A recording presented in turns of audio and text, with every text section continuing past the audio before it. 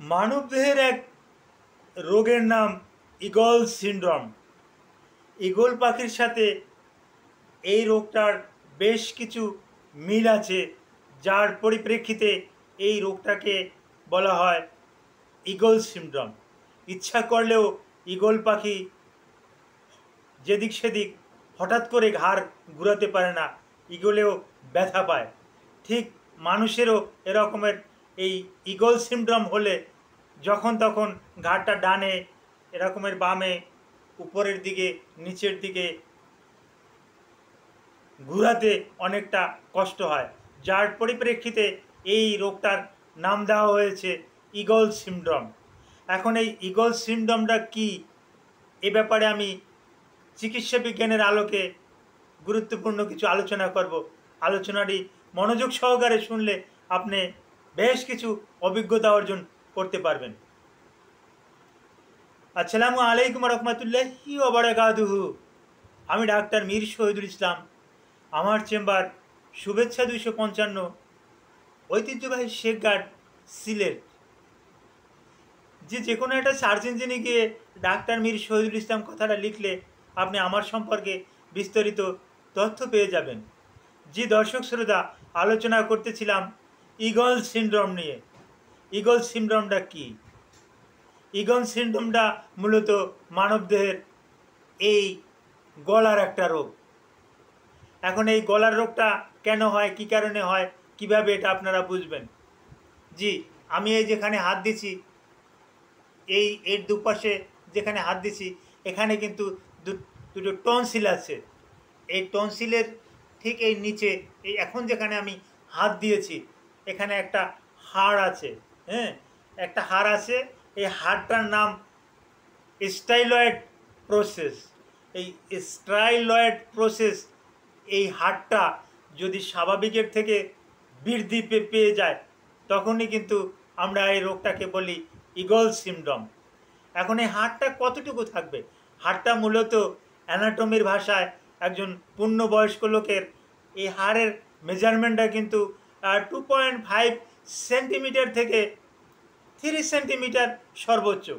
কিন্তু 3 সেন্টিমিটারের থেকে যদি বৃদ্ধি পায়, 3 সেন্টিমিটারের থেকে যদি বৃদ্ধি পায়, তাহলেই কিন্তু আমরা ইগল সিনড্রোম হয়েছে এটা কিন্তু বলে থাকি, যে তার এই সমস্যাটা ইগল সিনড্রোম। এটা 3 থেকে 4 সেন্টিমিটার বা তারও বড় হতে পারে। এখন এটা হলে, ইগল সিনড্রোমটা হলে লক্ষণটা কি? সর্বপ্রথম আসি কাদের হয়। যাদের বারবার টনসিলাইটিস হয় তাদের কিন্তু এই সমস্যাটা হয়। যাদের সিওপিডি, এইচসিভি, ব্রঙ্কাইটিস এগুলো থাকে, তাদের ক্ষেত্রে কিন্তু এটা হওয়ার একটা চান্স থাকে। বংশগত একটা কারণ, পিতামাতার যদি ইগল সিনড্রোম থাকে, সন্তানের কিন্তু ইগল সিনড্রোম হওয়ার একটা চান্স থেকে যায়।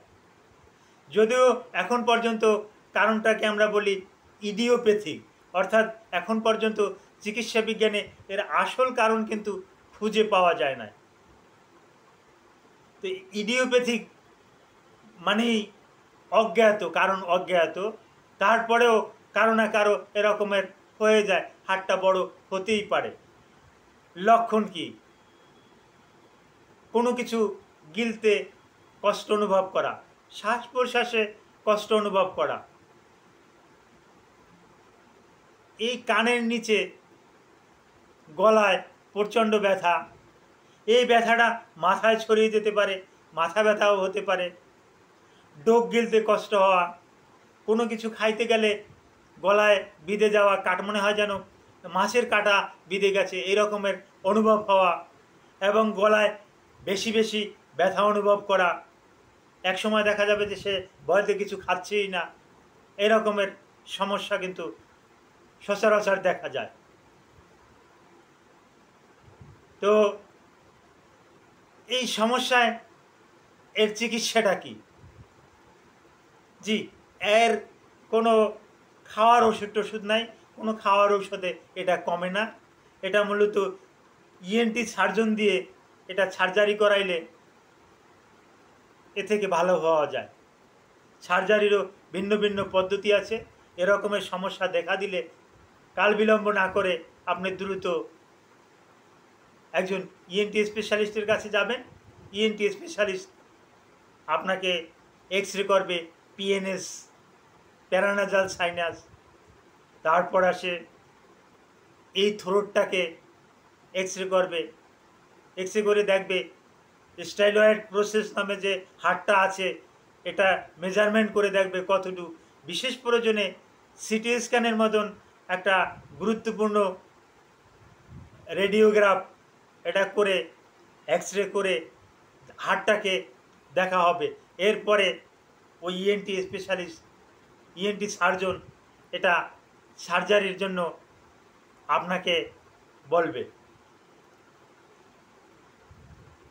তো ইগল সিমটম হয়তো আপনাদের অনেকের কাছে নূতন নাম মনে হলো, এটা পূর্বেও ছিল, আজও আছে, ভবিষ্যতেও থাকবে। ইগল সিমটমের উপরে আপনাদের যদি আরও কারো কিছু জানার থাকে আমাকে এই ভিডিওর কমেন্ট বক্সে কমেন্ট করুন। ইগল সিমটমের উপরে আমি আপনাদেরকে পরামর্শ দেব। Thank you all.